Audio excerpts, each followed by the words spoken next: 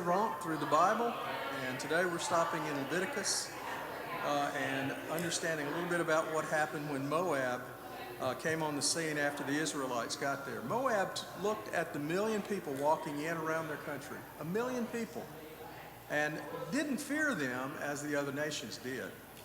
Perhaps their history with Moses, because he lived in Midian for a while, perhaps he was a known quantity to them. Perhaps they understood that Moses had no intention of parking a bus on their parking lot. And perhaps their diviners told them that they had nothing to fear. And Moses certainly was acting that way. He skirted their entire country on the way to Canaan, but the damage they did to the Israelites wasn't overt. It was subversive. It was covert. It was significant, it was pornographic, it was sexual in nature, and it hit them, the very thing that separated the Israelites from all other nations, their belief in a single, perfectly capable, and perfectly sinless God. So here are the events of Moses' life that we've talked about so far. He was brought up and educated in Egypt. He returned to Pharaoh later, and he brought 1 million Jews, over 1 million Jews, with them when they came out of Egypt. The Egyptian army pursued them, of course, tried to bring them back, and they all died in a river. Moses, they should have learned to swim, I suppose, when they were younger. Moses organized you couldn't swim with all that heavy armor on, could you?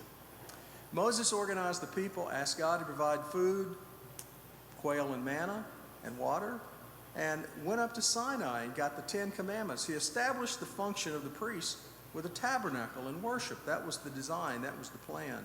He was a very militaristic leader in fights with the northern enemies, the Amorites and Moab. And eventually, he sees the death of his beloved sister Miriam. Now, at this point in the story, Israel is camped on the upper reaches of Moab. So they've already circled Moab, circled Edom, and came through Moab, and they're up near the Amorites, at the very bottom of the Amorite territory. They're on the east side of the Jordan. They haven't crossed the Jordan River yet. They're still on the east side. They're waiting to come into that promised land. They're just a few miles above the banks of the Dead Sea. They're wealthy. They're militaristic. They're looking down on the plains of Israel from the top of a high mountain, and they're sure their God is going to give them the land. Their future homeland is spread out before them, and they can see. All they need now is the command to go down and take the land. From their vantage, they can see that the entire group are going to have to cross that Jordan River. And at this time of the year, it would have been swollen. It would have been way wider than it normally was. It was at the beginning of its annual flood. But God provides passage for them. Now, just as the Red Sea split years before their fathers and grandfathers, the Jordan is going to do the same thing for them. It splits and they walk across on dry ground. Only a very tiny handful of people would have remembered that other event. Very few, probably could list them in one hand, as a matter of fact. For the vast multitude had never experienced a parting of any sea for the purpose of crossing it. So here's a question for you, if you're a Bible scholar. How many times was the Jordan River parted? How many times? Was it one? Was it 2, 3, 4? How many times? Man, I'm so glad you're here today. You can walk away from here learning something. What? I can't hear you without your lips moving. Oh, you're not. Repeat the question. All right. How many times did the Jordan River in its history part? Now, we're talking about Moses here. This would have been the first time the Jordan River parted. But it parted 2 other times. It parted 2 other times. Once it parted for the prophet Elijah, and then later it parted for the prophet Elisha. 3 times the Jordan River parted. Now, we never think about that, right? We only think about it parting one time. So this was the calm before the storm. They're looking down, they're seeing where they're headed. They've traveled 40 years and they're finally here. Isn't it nice when you're out with your family and driving and you come to that last little turn in the neighborhood and you see your house? That's nice, isn't it? They did the same thing here. They finally saw their house. But an age-old problem crept up on them. Both the northern and southern tribes will contend, and they will struggle with this problem throughout all time. Twice God will step in and send warring nations in to correct their attitude. Why did they reject their sacred covenant with God? That's the question. So there are two stories in this lesson. One, the seductive nature of the enemies of Israel and how they brought Israel into sin. And here we're talking about specifically the Moabites. Now the Moabites is really a beginning if you look at it, but we don't know the end of it. It's a beginning of the story, but the story continues on because we never hear the end of that. But the other story is actually a ending, a beginning, not much of a beginning. It just happened to them with Midianites, and then it actually has an ending. But really, it's still only one story, but it has two phases. I guess that's how you could look at that. Israel's men had sexual encounters with the women of Moab. God's anger flared. He did not want them to do that. It's exactly what he told them not to do, and it's exactly what they did. Just like children. Happened on the very mountain where Balaam earlier looked over them and called down a curse. Now, we hear of a god named Baal Peor, and to us it may seem like one god, but actually the word is plural. It simply means gods. There were abominable, public, explicit sexual activities practiced in that religion. And their worship angered God in a way that no other worship had ever angered him. The people thought they were acting out God's fertility ceremonies. Spring, summer, fall, and winter, and it starts over again. And that led to fertile crops and rain and abundant harvest. That's what they thought they were worshiping. I'm here reminded of the nasty problem that I think our nation has, and even the entire world, with pornography. Would God be any less angry at us than he was with his people? While those who watch such horrid activities that seem so easily accessible today, God certainly feels no less angry at us. And certainly the practice of prostitution is no more favorable today to God than today as it was then. Yet it seems to be almost a national part of our psyche, I suppose. The sexual practice of the Moabites in Israel is a two-part play. First, Israel whored with them, and that's whored with the W on the front of it. He whored with them. And then Israel took the next step and began to worship with them. It seems the purpose and intention of the Moabites from the very beginning was to get the Israelites to sin, using sex as their method for doing that. Sometimes we refer to people as a pariah. Not Mariah as in Carrie, but a pariah. What is a pariah? What is it? Anybody have a good definition for it? I had to look it up. Is it like an outcast or somebody that stays off to themselves? No. So, it's not that. No. Two good guesses, but unfortunately. I'll tell you what it is as we go along here. A pariah is, I had it written down here. Now it's not there, so it's difficult for me to tell you what a pariah is. Look it up and tell us what the definition of it is. It's an outcast. Okay, it's someone who is not brought into the group anymore. How could Israel stoop so low? But the merging of sex and God worship was the rule of the day. There were temples or places of worship that could be found everywhere in the world, and certainly the practice was prevalent in Rome and Greece and all parts of the Middle East. Sex was a thriving business, and the Jews' staunch refusal to engage in sex made them a pariah. It made them a social outcast, unfit for normal communication to the rest of their neighbors all around. So it's time that we meet Zimri. You know anything about Zimri? He was a very high-profile leader in the tribe of Simeon. He was not an innocent man overcome by a beautiful princess. Instead, he was a rebel who challenged God.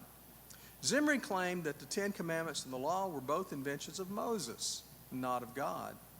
And boastfully and publicly then, he married Cosby, not the Bill Cosby that you know of, but Cosby with an I at the end of her name, who was not an Israelite woman. He was an Israelite, but he married a woman who was a Midianite, and she was a Midianite princess. And he was very public with his own worship of her gods, which involved public sexual activities. He asked, is it right to seek the truth by turning to many gods, not to the just one God of the Israelites? That was what he was claiming. Well, angered, righteous men began to kill the leaders who were engaging in such worship because of Zimri. Many were hung publicly for their actions. Moses ran to the temple when he saw a plague beginning to spread because of their activities. And it was spreading throughout all the camps of the sons of Israel. Moses ran to the temple. Many people were dying from the plague. It was at this time that Zimri brings out his new Midianite wife at the temple and engaged in open public intercourse. The righteous man Phinehas grabbed a spear and ran it through both of them at once. A terrible plague started through the Israelite camp, though. By the end, 24,000 Israelites died. God clearly wants us to be pure, not just as a nation, not just as Israelites, but he wants us to be pure. He intends for us to live a pure life. God said to them earlier, kill all the Midianites. But many well-known Israelite leaders had marriages in their own families to Midianite women. And Moses even took his daughter to wed, but this was all from an earlier encounter with them. King David, Moses' own father-in-law, Jethro, was a Midianite, and Moses took her as his wife. Now, all of this was from an earlier encounter with them. King David was an ancestor of a famous Moabite woman. Can you think of her name? My grandma Ruth. Ruth was a Midianite. And here's even a book in the Jews' Bible named Ruth. And Joseph had a foreign wife from Midian as well as Judah. Judah also did. Now, do we give more credit to Balaam than he deserves? Well, the credit for the Jews failing here is often laid completely at the feet of the man named Balaam. King Balak, and we've already had a story about him, a whole Sunday about Balak. King Balak, who was a Midianite, pleaded with Balaam to curse Moses and the Jews, which he did. Afterward, though, Israel was considered dirty water by God. Pure spring water mixed with all kinds of filth, as you can see here in that third image.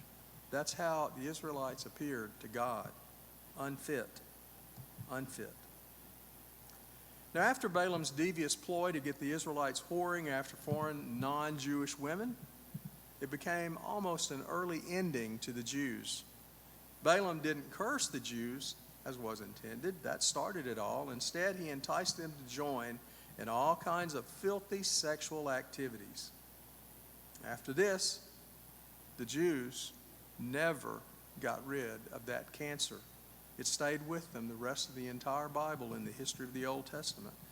The result of the entire Bible is proof of the many problems that sexual impurity causes for God's pure race of people. Why did they need to have an accounting of the number of people, though, at the end of Exodus? Why was he commanded to go take another census? I mean, he'd already done it twice before, right? Well, I think it was because he wanted them and he wanted us to know that he fulfilled his promise. The land they were moving into was about to be allotted to Israel. Of course, the allotment of land needed to take into account the size of the group of people. Judah was going to get the larger share. Some would get smaller shares all the way down to the littlest tribe. And they needed to know how many people would be getting that land. They also knew that they were about to engage in war. They were on top of this mountain looking down, and they could see where they were going, and they realized that in order to get this land that God promised them, it wasn't going to be given to them. These people had swords and spears and mighty horses. They were going to have to fight, and they knew that. They knew that they were about to engage in war, and they also then needed to know their own strength so that we can make sure that we can accomplish what we hope to accomplish here. And finally, the reason why they took a census was that God had in mind for them to see that none of those people present at Mount Sinai back then, including Moses, Aaron, and Miriam, were going to be allowed to go into Israel. And so a census was necessary for that. But there's also another reason, I think, and we'll talk about that in a minute. Moses spent time in Midian, right? He had already spent time there in Midian. He married a Midianite woman, Zipporah. And here he is having to tell them, go destroy Midian. Zipporah was a Midianite. 12,000 Israelite warriors, 1,000 of them from every tribe went down, and they slew every Midianite man and king. The Israelites captured women and children, but every male Midianite was killed. Their cattle were seized, their flocks and goods, all of that were seized and taken with them. And then they burned the cities to the ground. Now, we seldom think about this side of God, right? We're always on the Israelite side, looking at how great God is and the wonderful things that he does. But he is fearless when it comes to taking care of people who are wicked. He hated sin. He hated it at the time of Moses, and he hates it now. Is the sin of our nation today, and even the entire world, any less pleasing to God today? No. Where is this world headed? Moses commanded his soldiers to kill every Midianite male and any females who were not virgins. The virgins, though, were spared. Was Moses and God immoral in these actions? There are many verses that explain God's reasoning if you have a problem with it, and you cannot argue about the immorality of these actions with God. God's purpose was pure. So the remainder of the chapter then deals with dividing the spoils. How did the people of Israel fare through their experience? The census that was taken at the beginning of the trip, under Moses' guidance, the number in second and third censuses then that were taken at the end of the 40 years, how did they differ? In other words, did they grow? Did they stay the same before and after? Or did they shrink? What do you think? They stayed the same? Well, you listened to me when I rehearsed this with you, didn't you? I'll tell you. They did. They stayed oddly, almost exactly the same 40 years after the journey took place. Almost all of those, though, who traveled from Egypt were replaced along the way over a period of 40 years. And the numbers at the beginning are almost exactly the same. Certainly, this whole period for the Israelites in history was a period of replacement and not a period of growth for them. Not at all. Well, there were three censuses that we could look at, years 1, years 2, and years 3. These censuses, it seemed to be taking the counting of the number of potential warriors. But at the end of the 40 years of wandering, a census was commanded to count the number of able-bodied men there who would then serve in Moses' army. So the results, what do you think? More, the same, or fewer? Well, it's interesting that if you look at the number, all we know about the first group of people that went in was that they totaled about 600,000 people. Later, after year 2, we're told the number of people by the tribe of Israel. And you can see some of them are larger, 60,000 and so forth. Some are smaller at 30,000. And the number, though, if you look at the bottom, on day 1 in Exodus chapter 12, there were 600,000 that went in. There were 603,150 that came out. Basically, it stayed the same. Now, you would never expect that, right? Send a people over to Egypt and let them grow. People are going to die. People are going to be added. But you never would have expected the number to come back exactly, almost perfectly the same. God's intentions, though, are hard for us to understand sometimes. But he intended for it to happen, and he made it happen that way. What kinds of things do you notice, though? Look at all these numbers and their percentages. What group had the greatest percentage of growth? That would be the last column out there. What's the largest group that came back? Pardon?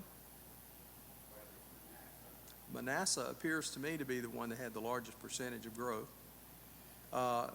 We know the overall number was surprisingly the exact same number. So what's important about this? What's important is that as one group shrunk a little bit, another group grew a little bit, so that it made the overall number come out to be the same. Simeon lost over half of their number. If you remember, there was a plague after the Moabites started having sex with Israel. God rushed in, and there was a curse, a plague that came down. Simeon happened to take the brunt of that, so there were more people, Simeonites, who had been engaging in that kind of sex than the others. So you could see that. Manasseh, though, was the group that gained the most. They grew by 63%. They more than almost 1.5 times what they were when they went in. In all, 603,000 died, and they were replaced just like God promised would happen.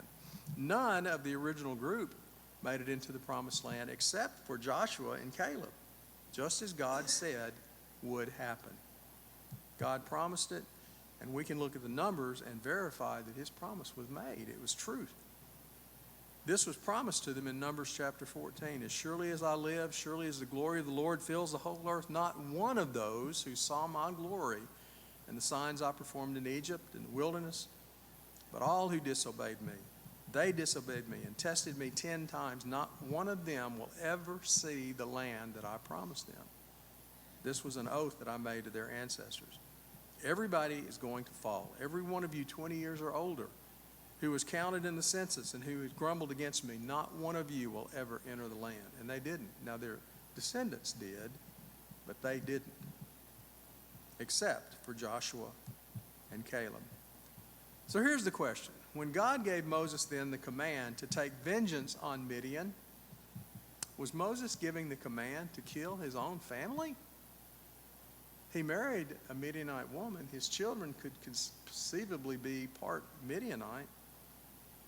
Was he telling them to go kill his own children, Eliezer and Gershom? Well, some of the events in Moses' own family. He was 40 when God told him to flee Egypt. He married Zipporah, and he had 2 kids. And at 80, 40 years later, God appeared to him in a burning bush. And then after that, he put his children on a donkey and took his wife and fled Egypt for Midian. Along the way, Moses' sons are circumcised to appease God's anger. Sometime later, Moses' family was sent back to Midian, where they stayed for the wandering in the wilderness. Zipporah and the kids were not with Moses the whole time that he traveled. They were?